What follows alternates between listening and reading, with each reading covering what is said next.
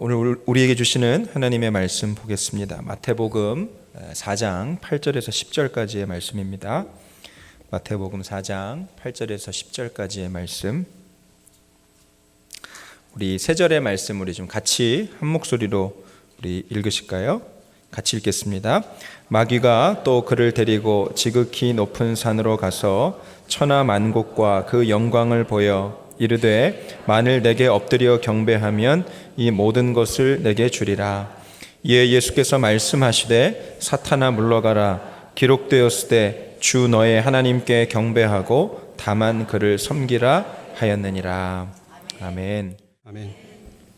네, 저는 지금 소개받은 대로 케냐에서 사역하고 있는 신재욱 선교사입니다. 저는 2014년에 케냐로 파송받아서 5월이 되면 만 4년이 됩니다. 이번에 들어오는 김에 수요예배에서 말씀을 나눴으면 좋겠다는 제안을 듣고 어떻게 말씀을 전해야 할지 고민이 많았습니다. 감사와 부담이 교차하는 가운데 하나님께서 저를 이 자리에 세우셨을 때는 그럴 만한 이유가 있으리라 여겨졌습니다. 또 그렇게 생각하니까 오늘 다른 말씀이 아니라 제가 선교지 있을 때 저의 믿음을 새롭게 하시고 저의 삶의 이정표가 되었던 말씀을 전하는 것이 좋겠다라고 생각하게 되었습니다. 그래서 오늘 또 이 시간에 그 말씀을 함께 나누기를 원합니다. 이 선교지에 있다 보면 가끔씩 현지 이분들이 이해가 잘 안 될 때가 있습니다. 제가 처음에 선교지 갔을 때 가장 이해가 안 됐던 것 중에 하나가 사람들이 약속을 잘 안 지킨다는 것입니다.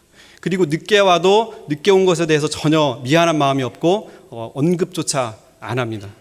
처음에는 그냥 그러려니 했는데 자꾸 그런 일이 반복되니까 아니 이 사람들이 왜 그러지? 왜 늦게 왔으면 한 번 정도는 그래도 미안하다고 해야 되는 거 아닌가? 이런 생각을 하게 되었습니다. 그러다가 하루는 제가 현지 목사님을 한 11시 정도에 만날 일이 생겼습니다. 그래가지고 그때 이제 잠깐 개인 차량이 없어가지고 마타투라는 우리나라 봉고차 같은 그런 대중교통을 이용하고 그 현지 목사님이 계신 곳에 갈 일이 생겼습니다. 그래서 저희 집에서 그 목사님이 계신 곳까지 한 2시간이면 넉넉하니까 그 시간에 맞춰서 마타투 정류장에 나갔습니다. 그런데 이 마타투라는 것이 이렇게 딱 시간이 정해지면 출발하는 게 아니고 승객이 다 타야 출발을 합니다. 근데 그날은 제가 운이 없는지 운이 좋았는지 첫 번째 승객이었습니다. 그래가지고 12번째 승객이 올 때까지 이 차 안에서 계속 기다렸어요. 제가 9시에 나갔는데 11시가 돼서야 그 승객들이 다 찼습니다. 그래가지고 결국에는 그 목사님과 그 한 약속을 1시간 반 정도 늦게 되었어요. 저는 여유 있게 생각하고 마타투 정류장에 나갔는데 현지 교통 사정 때문에 1시간 반 정도를 약속을 늦게 된 것입니다. 이런 일을 경험하면서 이 케냐 사람들이 왜 약속을 안 지키든지 못 지키든지 하는지를 조금은 더 이해할 수 있게 되었습니다. 그리고 또 여러 가지 경험을 통해서 케냐 사람들이 갖고 있는 이 시간의 개념과 약속의 개념이 우리와 많이 다르다는 것을 깨닫게 되었어요. 케냐 사람들은 물론 요즘 도시에서는 많이 이제 인식이 변화가 되었지만 그래도 많은 부분 약속을 어겼다는 것 혹은 늦게 나갔다는 것이 그렇게 사과해야 될 일이라고 생각하지 않는 것 같습니다. 오히려 상대방이 더 중요한 일이 있어서 늦는 것을 이해하고 배려해 주는 것을 오히려 미덕이라고 생각하는 것 같았어요. 물론 이게 너무 막 악용되면 안 되겠지만 어떻게 보면 이 케냐 사람들의 이런 생각들이 기다리는 사람 입장에서 배려해 줄 수 있다는 이 생각들이 어떤 희생을 치르고서라도 그 약속은 지켜야 된다는 우리 문화와 비교해 볼 때 오히려 더 여유 있고 또 배려해 주는 문화가 아닌가 하는 생각도 하게 되었습니다. 이처럼 우리가 상대방에 대해서 잘 모를 때, 상대방의 형편에 대해서 잘 모를 때는 우리가 생각하는 어떤 기준에 못 미치는 것을 보고 그 사람들을 쉽게 판단하거나 오해하기가 쉽다는 것을 깨닫게 되었어요. 그리고 그런 일을 보면서 쉽게 화를 내기도 한다는 것을 깨닫게 되었습니다. 물론 이처럼 우리가 잘 모를 때 다른 사람들을 오해하기도 하지만 또 똑같은 이유로 우리가 오해를 받기도 합니다. 그러면서 오해받은 것 때문에 제가 상처를 받기도 하죠. 그런 의미에서 선교사들은 어쩌면 그것이 선교사들에게 이로운 것이든 불리한 것이든 약간의 오해를 받을 위험성이 항상 노출되어 있는 것 같습니다. 그러다 보니 저에 대해서도 좀 잘못 알려진 사실이 한 가지 있는데요. 제가 여기 한국에 와보니까 몇몇 분들이 제가 선교지에서 억울하게 감옥에 간 것으로 알고 계신 분들이 좀 있습니다. 근데 사실은 제가 감옥에 간 게 아니고 창고 같은 곳에 몇 시간 있었던 것 뿐입니다. 제가 이 시간을 빌어서 제가 감옥에 간 것도 아니고 어떤 육체적인 위협을 받았던 것도 아니라는 것을 좀 정정해 드리겠습니다. 이렇게 선교지에 있다 보니까 작은 일만 겪어도 여기 과장이 돼가지고 제가 뭐 이민족에게 잡혀갔다든지 이렇게 과장된 이렇게 오해들이 있었는데, 이런 오해들을 이 시간 들어서 정정해 드리고 다시는 저보고 감옥에 갔다 이런 얘기를 안 하시면 좋겠습니다. 이처럼 멀리 있을수록, 어떤 들은 사실이 단편적일수록, 그리고 그쪽 사정을 잘 모를수록 어떤 사실이 오해되기도 하고 쉽게 과장되기도 하는 것을 알 수 있습니다. 그런데 하나님께서는 우리가 어떤 사람을 오해하는 일, 혹은 어떤 사람에게 오해받는 것보다 우리가 하나님을 오해하는 일에 비하면 그것들은 아무것도 아니라는 마음을 주셨어요.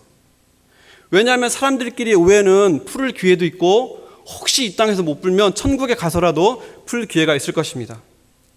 그러나 하나님을 오해하는 것은 이것과는 비교할 수 없을 정도로 심각한 문제를 가져온다는 거예요. 왜냐하면 우리가 하나님을 오해하면 그 오해는 우리의 구원의 문제와도 직결되는 문제가 된다는 것이기 때문입니다. 우리가 하나님을 잘못 오해하고 잘못 이해하면 우리가 온전한 믿음을 가질 수 없고, 그러다 보면 지옥에 갈 수도 있다는 것입니다. 마태복음 22장 23절로 33절까지 보면 부활을 믿지 않았던 사두개인들의 이야기가 나옵니다. 예수님을 시험하고자 7명의 형제들을 등장시키고, 7명의 형제 중에 첫 번째 형제가 자식이 없이 죽었는데, 그래서 둘째가 다시 결혼했는데 둘째도 죽고, 이런 이야기들이 계속 나오고 있습니다. 그러면서 예수님에게 극단적인 예를 들어서 예수님을 시험하는 장면이 나와요. 그때 예수님께서 그들에게 무엇이라고 말씀하십니까? 예수님은 그들에게 한마디로 말씀하셨어요. 한번 다 같이 마태복음 22장 29절 한번 보시겠습니다. 혹시 성경에 있는 분들은 성경을 찾아보시면 좋을 것 같아요. 물론 이 PPT에도 나오겠지만, 그러나 성경을 통해서 그 말씀을 한 구절 한 구절 이렇게 찾아보고 확인하는 것도 큰 의미가 있다고 생각합니다. 마태복음 22장 29절 찾으셨으면 같이 한번 읽어보겠습니다. 시작. 대답하여 이르시되 너희가 성경도 하나님의 능력도 알지 못하는 거로 오해하였다. 네. 사두개인들이 말도 안 되는 예를 가지고 예수님께 나온 이유가 무엇이냐면 하나님을 오해하였기 때문입니다. 이렇게 하나님을 오해하면 말도 안 되는 생각과 말도 안 되는 질문을 가지고 나올 수도 있다는 거예요. 오래전부터 교계에 유신 진화론이라는 것이 등장했습니다. 한마디로 말하면 진화론과 창조론을 섞어놓은 거예요. 그들이 주장하는 것 중에 하나가 무엇이냐면, 아담을 창조하실 때 하나님께서 우리가 아는 것처럼 최초의 인간을 창조하신 게 아니고, 여러 유인원, 약간 원숭이와 비슷한 그런 종류가 있는데 그 중에 하나에게 생기를 불어넣어서 아담이 되게 하였다는 것입니다.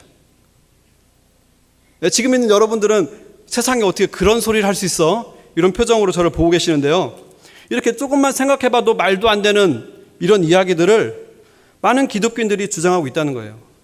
이런 걸 보면서 우리가 얼마나 하나님을 오해하는 시대에 살고 있는지를 알 수 있다는 것입니다. 우리가 이런 이야기를 들으면서 그냥 웃으면서 참 세상에 그런 일도 있어? 라고 이렇게 가볍게 넘길 수 없는 이유가 무엇이냐면, 이미 교회 안에도 이런 것은 아니지만 다른 여러 가지 하나님에 대한 오해가 많이 있다는 거예요. 제가 얼마 전에 책을 사려고 서점에 들렀는데 책 제목 중에 우리가 하나님을 오해하였다, 이런 책이 있는 걸 보고 깜짝 놀랐어요. 이런 책이 나올 정도로 우리가 하나님에 대한 오해를 많이 가지고 있는 시대에 살고 있구나 싶었습니다. 저희가 신앙생활을 하면서도 오해하는 것들이 많은데, 그 중에서도 심각하게 우리들 사이에 만연해 있는 오해 중에 하나가 이 시대와 세상에 대한 오해라고 생각합니다. 저는 모태신앙으로 자랐습니다.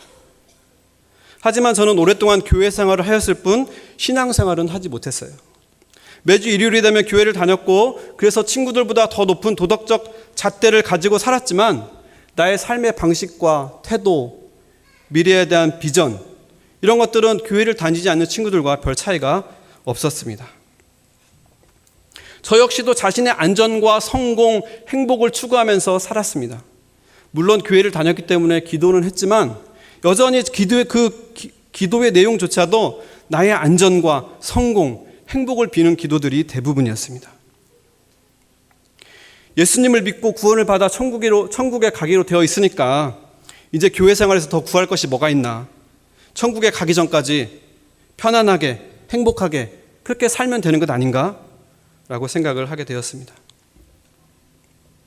뿐만 아니라 제가 중고등학교, 대학교 시절에는 이 교회에서조차도 세상에서 잘 되어 유명해지는 것, 높은 지위에 오르는 것, 그래서 영향력 있는 위치에 올라가는 것, 이렇게 하는 것이 하나님을 잘 섬기면서 하나님께 영광을 돌릴 수 있는 방법이라고 은근히 부추기기도 하였어요. 그래서 저도 모르게 교회 생활을 잘하고 세상에서도 잘 나가는 어떤 세련된 그리스도인, 그런 그리스도인이 가장 모범적이고 가장 이상적인 그리스도인이라는 생각을 갖게 되었습니다. 그리고 어느 날 한국 교회를 바라보니까 저뿐만이 아니고 수많은 교인들이 같은 생각을 하고 있는 것을 보게 되었습니다. 하나님께 영광을 돌린다는 미명 안에 더 열심히 세상에서의 성공과 영광을 추구하는 모습을 보게 된 것입니다. 그러던 제가 조금 전에 읽었던 그 말씀, 마태복음 4장 8절로 10절 말씀을 읽고 묵상하다가 깜짝 놀라게 되었습니다.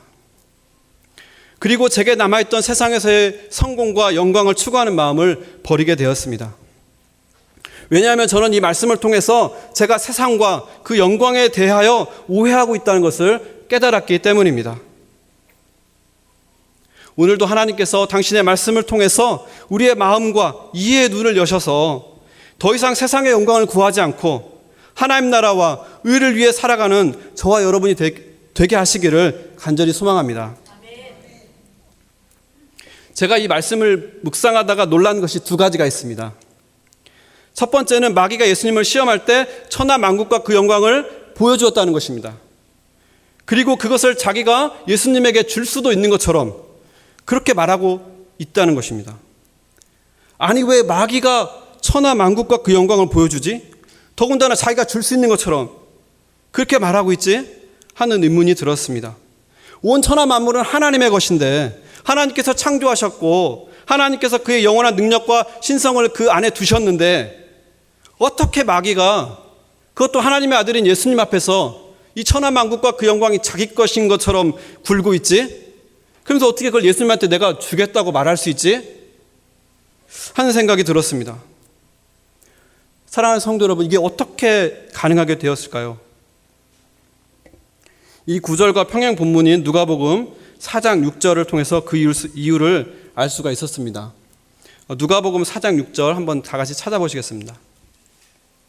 누가복음 4장 6절입니다. 누가복음 4장 6절. 제 PPT에 나오더라도 성경책 가져오신 분이 성경책을 찾는 시간을 좀 드리기 위해서 바로 읽지 않고 조금 기다리도록 하겠습니다. 조금 이해해 주시길 부탁드립니다.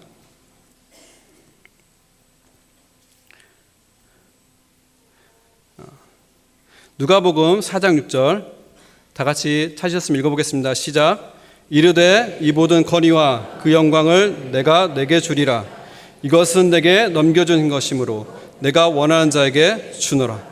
네, 누가복음 4장 6절에서 보면 마귀가 이 세상과 그에 따른 영광을 넘겨받았다고 말하고 있습니다. 다시 말해서 그 소유권이 자기에게 있다고 주장하고 있다는 거예요. 근데 예수님께서는 이것에 대해서 아니라고 말씀하지 않고 있다는 거예요. 오히려 성경은 이것을 인정하고 있습니다.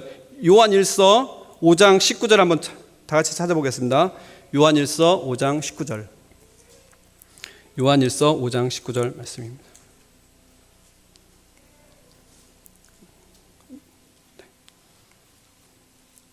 요한일서 5장 19절.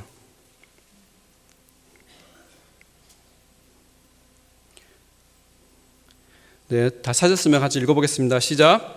또 아는 것은 우리는 하나님께 속하고 온 세상은 악한 자 안에 처한 것이며. 네, 그렇습니다. 성경은 분명히 세상은 악한 자 안에 처해 있다고 말씀하고 계십니다. 이뿐만 아니라 성경은 이 세상의 임금이 마귀라고 이야기하고 있습니다. 요한복음 16장 11절 한번 보겠습니다. 요한복음 16장 11절 한번 보겠습니다.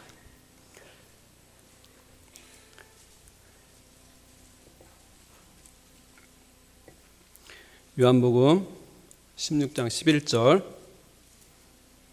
다 찾으셨으면 같이 한번 보겠습니다. 시작. 심판에 대하여라 함은 이 세상 임금이 심판을 받았음이라. 네. 그리고 요한복음 12장 31절에도 보면은 이제 이 세상에 대한 심판이 이르렀으니 이 세상의 임금이 쫓겨나리라. 그래서 예수님께서 이 세상 가운데 오신 이유 중에 하나가 뭐냐면 세상의 임금을 심판하고 마귀의 일을 멸하시는 것입니다. 다시 말해서 이 세상의 임금이 마귀라는 거예요. 물론 그리스도인들은 예수께서 십자가와 부활 사건을 통해서 흑암의 권세 가운데서 아들의 나라로 옮겨졌습니다. 그렇지만 이 세상은 여전히 마귀가 왕노릇하고 있다는 거예요. 예수님께서 다시 이 땅 가운데 오셔서 그의 나라를, 마귀의 나라를 완전히 파하시며 하나님의 나라를 이 땅 가운데 온전히 이루시기 전까지는 여전히 세상에서 누가 왕노릇 한다는 것입니까? 마귀가 왕노릇 한다는 거예요. 저는 이처럼 이 세상의 영광, 이 세상과 영광이 마귀의 손에 있다는 것을 듣고 깜짝 놀라게 되었다는 것입니다. 그런데 첫 번째 놀란 것은 두 번째 놀라는 것에 비하여 아무것도 아니었습니다. 저는 이 말씀을 통해서 두 번째 놀란 것은 그래서 제가 결과적으로 추구했던 세상 영광, 세상에서 영광 받기를 원했던 그 마음이 마귀적이었다는 것을 깨닫게 되었습니다. 저도 모르게 당연하게 여겨졌던 생각들이 얼마나 잘못된 것이었는지를 깨닫게 된 것입니다. 표면적으로 드러난 믿음 밑에 감추어진 세상을 향한 욕망과 사랑이 얼마나 교묘하게 포장되어서 제 삶에 덕지덕지 붙어 있었는지를 보게 된 것입니다. 믿음 생활을 한다고 하면서도 삶의 모든 영역에서 세상의 본을 따르고 있는 저의 모습을 발견하게 된 것입니다. 아까도 잠깐 말씀드린 것처럼 많은 교인들이 교회 생활도 잘하면서 세상에서도 잘 나가는 어떤 세련된 그리스도인이 되는 것을 꿈꾸고 있습니다. 그리고 그렇게 보이는 사람들을 부러워합니다. 그러나 그것이 가능한 일이겠습니까? 예수님 당시에도 그것이 가능하다고 믿는 사람들이 있었습니다. 그들이 누구입니까? 그들은 바리새인들이었습니다. 다 같이 누가복음 16장 13절로 15절까지 보시겠습니다. 누가복음 16장 13절로 14절까지 찾아보시겠습니다.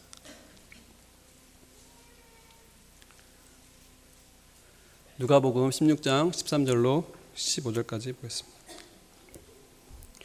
다 찾으셨으면 같이 읽어보도록 하겠습니다. 시작.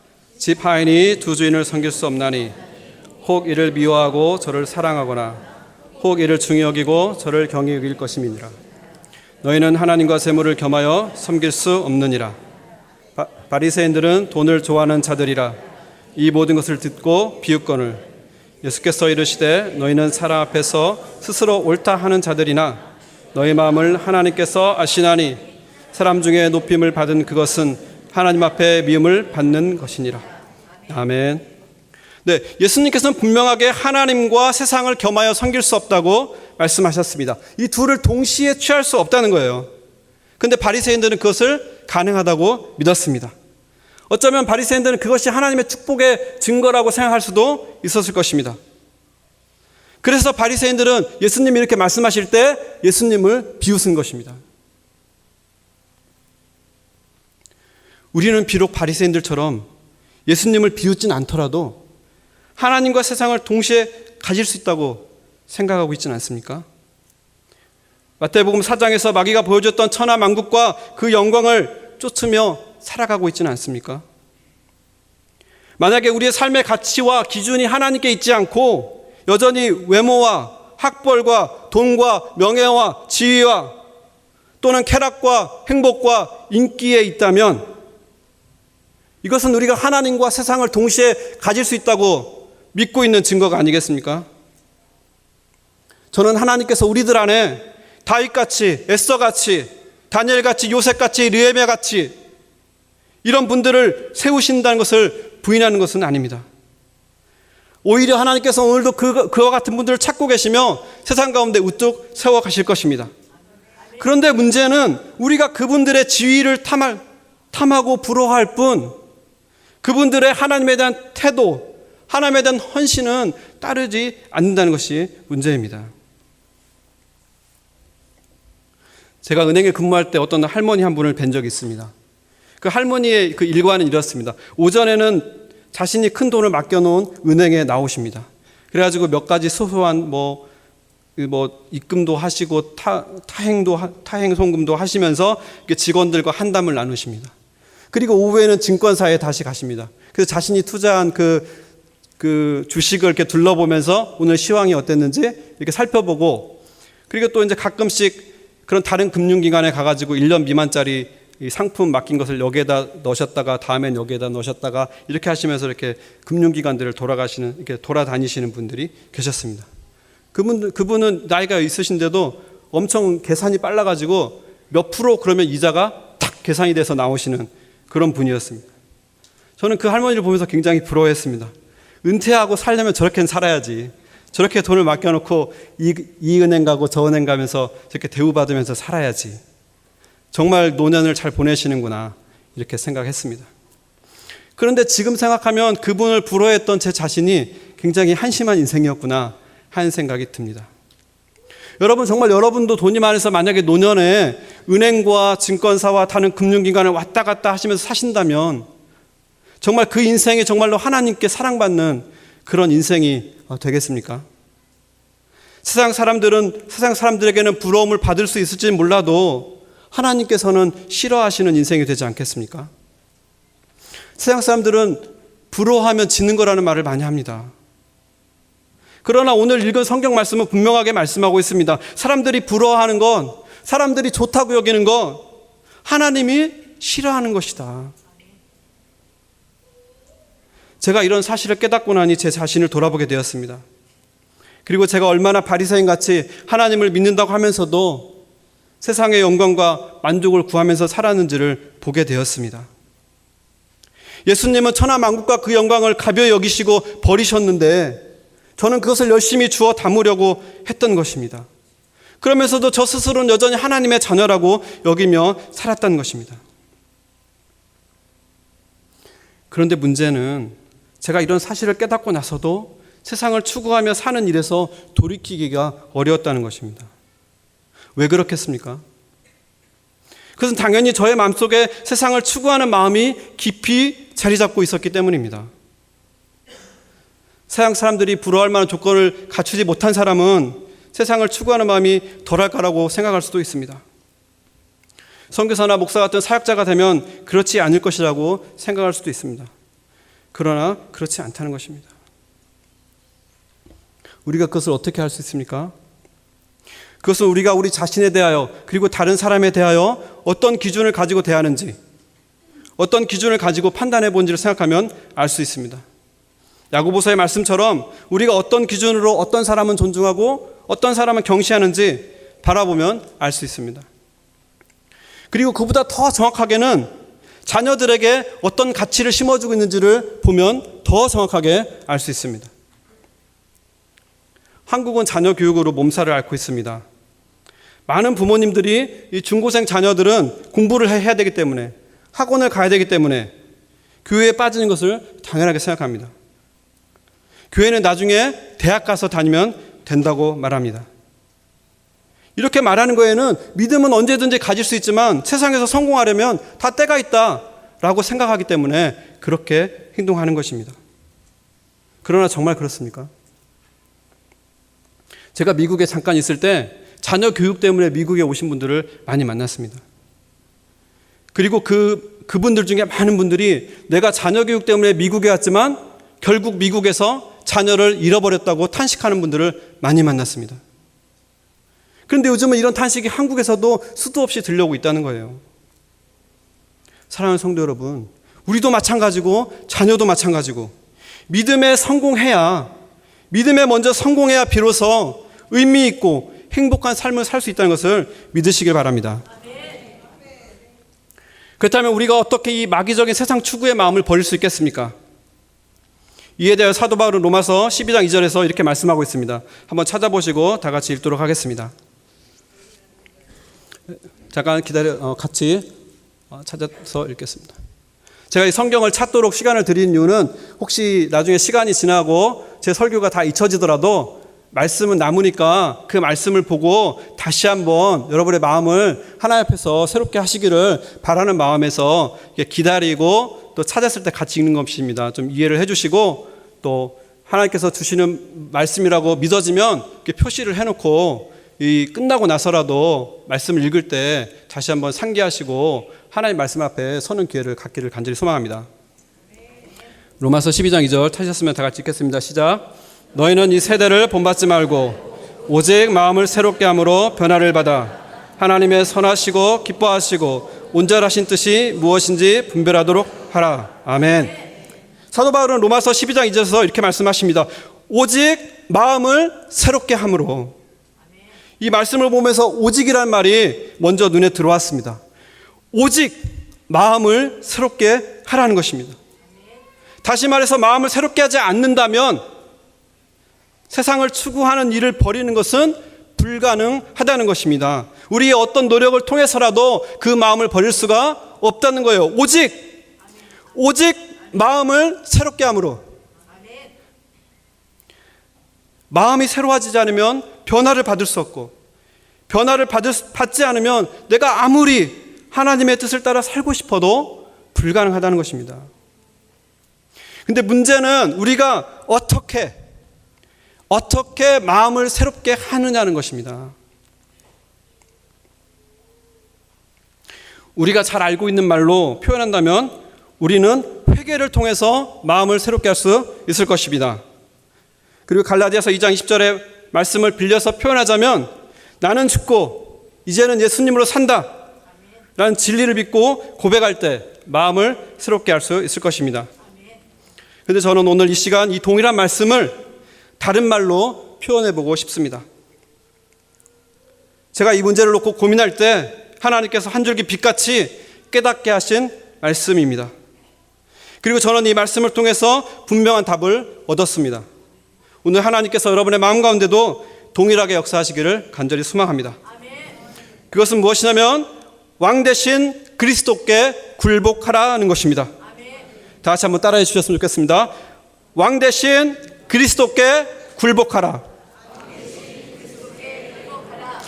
왕 대신 그리스도께 굴복하라.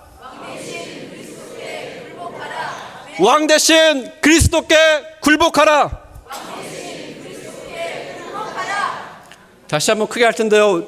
왕의 사자같이, 왕의 전령같이 그렇게 한번 큰 소리로 다 같이 한번 해보겠습니다. 제가 한 다음에 따라해 주시면 감사하겠습니다. 왕 대신 그리스도께 굴복하라. 왕 대신 그리스도께 굴복하라. 아멘. 이 말씀이 저의 마음에 임하였을 때 세상을 끊임없이 추구하던 그 마음을 비로소 버릴 수가 있었습니다. 더 이상 세상의 어떤 것이 저의 발목을 잡거나 저의 마음을 붙잡지 않도록 하는 말씀이 되었습니다. 우리가 왜 왕 대신 그리스도께 굴복해야 합니까? 첫째로 우리는 흑암의 권세에 속한 사람들이 아니고 사랑의 아들의 나라에 속한 사람이기 때문입니다. 골로새서 1장 13절을 같이 읽어보시겠습니다. 골로새서 1장 13절입니다. 골로새서 1장 13절입니다.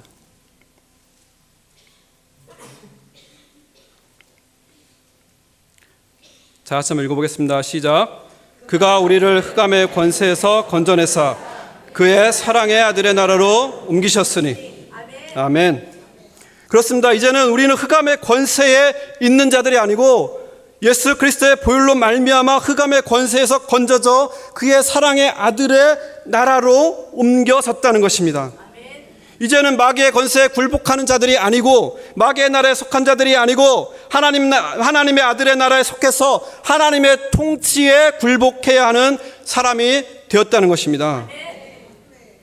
우리는 이 세상에 살아가는 동안 나라와 나라의 대결의 한복판에 살고 있습니다. 어떤 나라입니까? 그것은 사탄의 나라와 하나님의 나라입니다. 성경을 보면 예수님께서 이 땅 가운데 처음 오셨을 때 선포하신 말씀이 있습니다. 그때 예수님께서 가장 무엇이라고 말씀하셨을까요? 다 같이 마태복음 4장 17절을 찾아보겠습니다.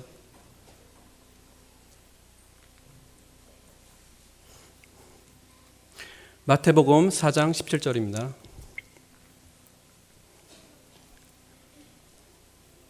마태복음 4장 17절 말씀입니다. 찾으셨으면 다 같이 읽어보겠습니다. 시작.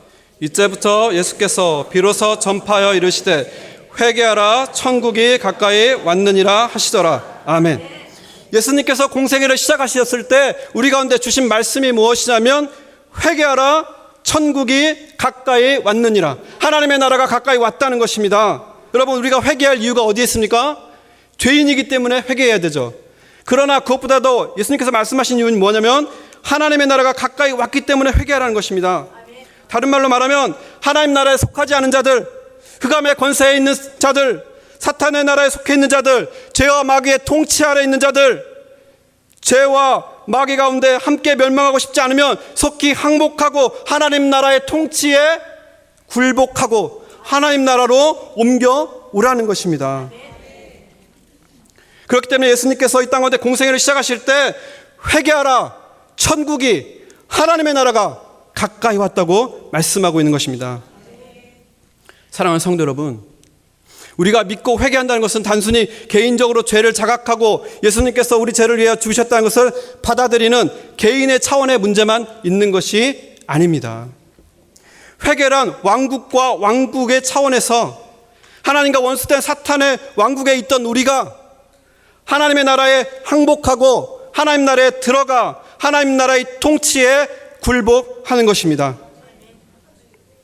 우리가 아무리 회개했다고 해도 하나님 앞에서 전심으로 나의 전 존재를 걸고 굴복하지 않으면 우리의 회개가 참된 회개가 되기 어렵다는 것입니다.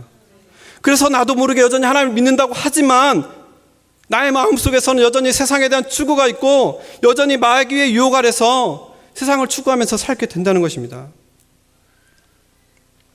우리가 하나님 나라에 속해 있다고 하면서도 우리가 여전히 하나님의 통치에 굴복하지 않고 하나님 나라와 그의 의를 추구하라는 하나님 나라의 법을 따르지 않는다면 우리는 아직도 하나님 나라 밖에 있는 사람인 것입니다. 예수님께서 우리를 구원하셨다라고 말하면 많은 분들이 이렇게 생각합니다. 물에 빠진 사람을 건져냈다. 물론 우리의 생명을 구원했다는 의미에서 크게 틀리지는 않습니다. 그러나 이러한 설명은 하나님께서 우리에게 행하신 구원의 중요한 의미를 생략합니다. 왜냐하면 하나님께서 우리를 구원하실 때는 나라의 개념과 통치의 개념이 있기 때문입니다. 하나님께서 우리를 구원하실 때는 마치 물에 빠진 사람을 구해주고 이제 구해주었으니 가던 길 가십시오. 이제 구해주었으니 하던 것 하십시오. 하는 식으로 우리를 구원한 것이 아니라는 것입니다. 이렇게 잘못 생각하니까 구원받은 것은 구원받은 거고 내가 사는 거는 내가 사는 거다. 이런 식으로 우리의 신앙생활을 하게 된다는 거예요. 오히려 하나님께서 우리를 구원하신 것은 마치 전쟁 중에 포로된 군인을 구출하는 것과 같다고 생각하는 것이 하나님의 구원의 본질에 더 가깝다는 것입니다. 왜냐하면 포로된 우리가 구원받았다면 우리는 더욱 대장 되신 예수 그리스도의 통치에 굴복하고 하나님 나라를 위하여 충성을 다해야 하기 때문입니다. 이 시간 하나님께서 우리의 눈을 여셔서 이 세상의 실체를 보게 하심으로 정말 세상 나라에서 돌이켜서 하나님 나라의 통치에 굴복함으로 마음을 새롭게 하시는 저와 여러분 되시기를 간절히 간구드립니다. 둘째로 왕 되신 그리스도 앞에 굴복해야 할 이유는 하나님께서 예수 그리스도를 우리의 임금과 구주로 삼으셨기 때문입니다. 그리고 우리에게 분명한 증거를 보여주셨기 때문입니다. 자, 이제 사도행전 5장 30절로 32절을 보겠습니다. 사도행전 5장 30절로 32절입니다.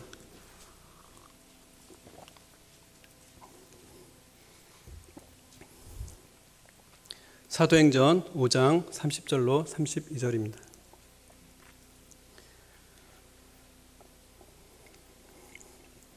다 찾으셨으면 같이 읽어보겠습니다. 시작. 너희가 나무에 달아 죽인 예수를 우리 조상의 하나님이 살리시고 이스라엘에게 회개함과 제사함을 주시려고 그를 오른손으로 높이사 임금과 구주로 삼으셨느니라. 우리는 이 일의 증인이요 하나님이 자기에게 순종하는 사람들에게 주신 성령도 그러하니라 하더라. 아멘. 이어서 사도행전 17장 30절로 31절을 다 같이 보겠습니다. 사도행전 17장 30절로 31절입니다.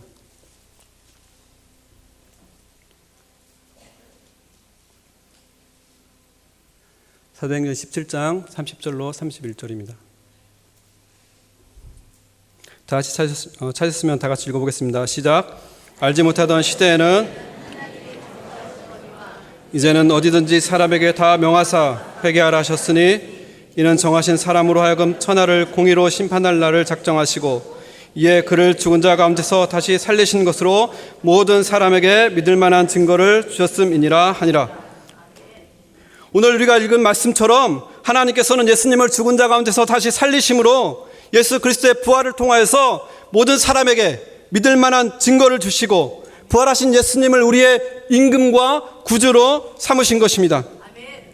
예수님께서 부활하심으로 말미암아 거짓되고 악한 세상 임금이 심판을 받고 그 보좌에서 쫓겨났으며 우리의 진정한 왕 되신 예수 그리스도께서 영원한 왕으로 등극하신 것입니다.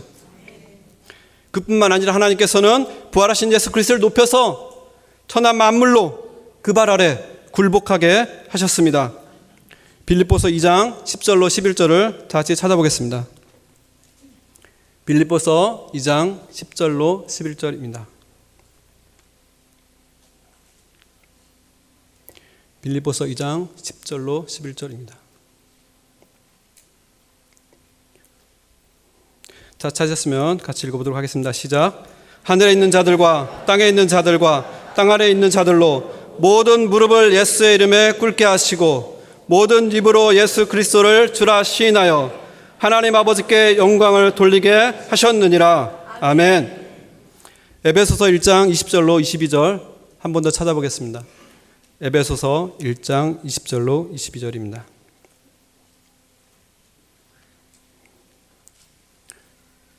에베소서 1장 10절로 22절입니다.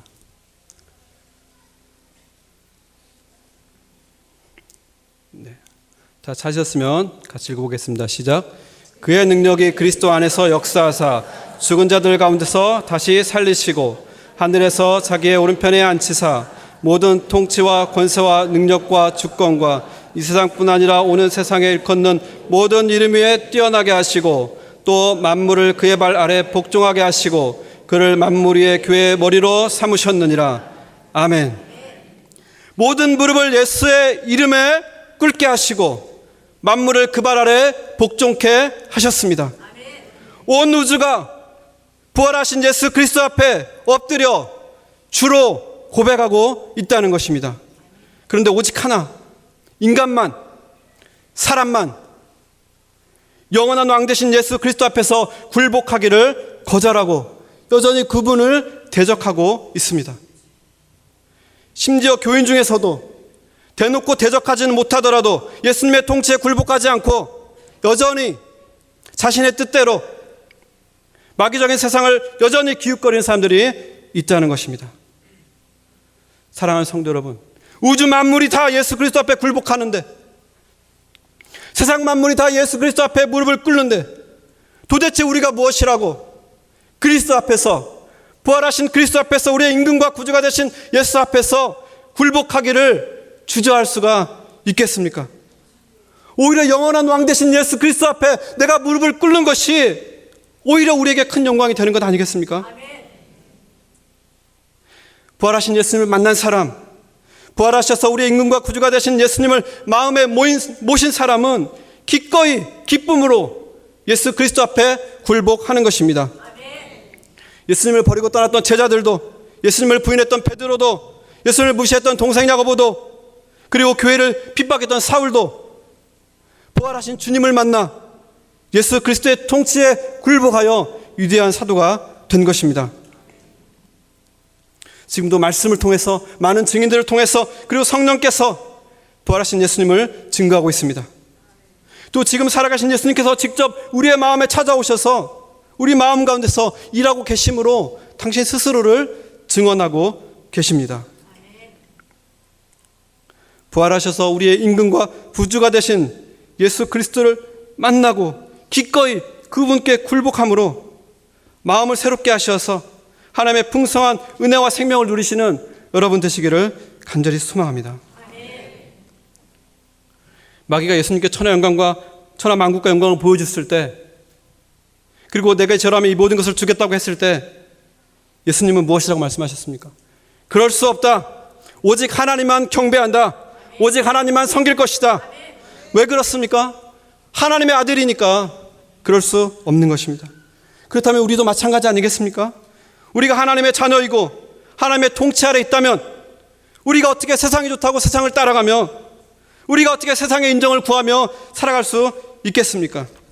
그럴 수는 없는 것입니다. 오직 우리는 하나님만 경배할 것입니다. 오직 우리는 하나님께만 굴복할 것입니다. 예수님을 믿어도 신앙생활에 기쁨이 없다면, 항상 내일이 불안하고 오늘이 무엇인가 부족하다고 느껴진다면, 항상 채울 수 없는 갈증과 해결되지 않는 불만족이 있다면 그 이유가 도대체 어디에 있겠습니까? 그것은 우리가 예수님을 믿는다고 하면서도 여전히 세상 가치에 매여 있기 때문입니다. 이것을 해결할 방법은 한 가지입니다.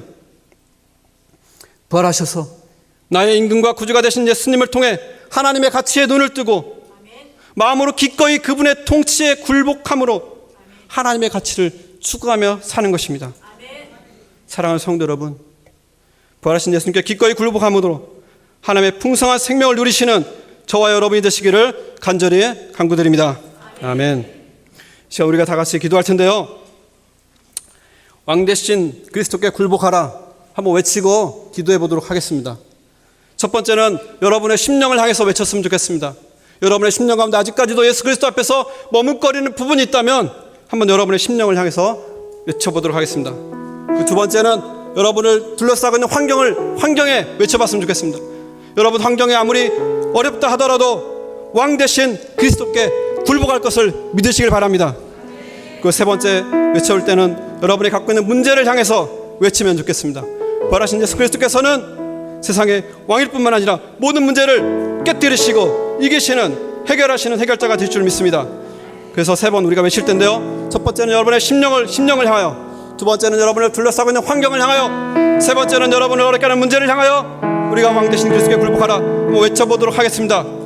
왕 대신 그리스도께 굴복하라. 왕 대신 그리스도께 굴복하라. 왕 대신 그리스도께 굴복하라. 이 시간 함께 기도하겠습니다. 저에게는 몇 년에 걸쳐 묵상되고 저의 마음에 믿어지고 제 삶을 통하여 경험된 이 말씀을 한 시간도 안 되는 시간에 여러분과 나눈 것이, 이 말씀이 여러분의 마음에 얼마나 실제적으로 역사하는 말씀이 되었는지 모르겠습니다. 그러나 사람이 할 수 없는 일을 하나님께서는 하신다고 믿습니다. 이 시간 믿음으로 기도할 때에 하나님께서 동일하게, 아니 더욱 풍성하게 일하실 것을 믿습니다. 사랑하는 성도 여러분, 이 시간 한 가지 놓고 기도했으면 좋겠습니다. 아직까지도 부활하셔서 임금과 구주 되신 예수 그리스도의 통치 아래 굴복되지 않은 것이 있습니까? 여러분의 삶 가운데, 여러분의 마음 안에 예수님의 통치 아래 내어드리지 못한 것이 있습니까? 이 시간 기도할 때에 성령님, 우리의 심령을 조명하여 주시고 정직한 영을 주셔서 우리가 아직도 주님 앞에 숨기고 있고 내가 주인 되어 붙잡고 있고 하나님의 백성답게 추구하고 있는 모든 것들을 주님 앞에 다 드러나게 하여 주시옵소서. 제가 이 시간 모든 것을 주님의 통치 앞에 내려놓고 제가 전 존재로 주님 앞에 굴복하겠습니다. 이제는 나의 주가 되신 예수님만 구하며 살겠습니다. 이렇게 결단하며 기도하겠습니다. 사랑하는 성도 여러분, 여러분의 마음이 아무리 간절해도 여러분이 결단하지 않으면 주님은 역사하지 않습니다.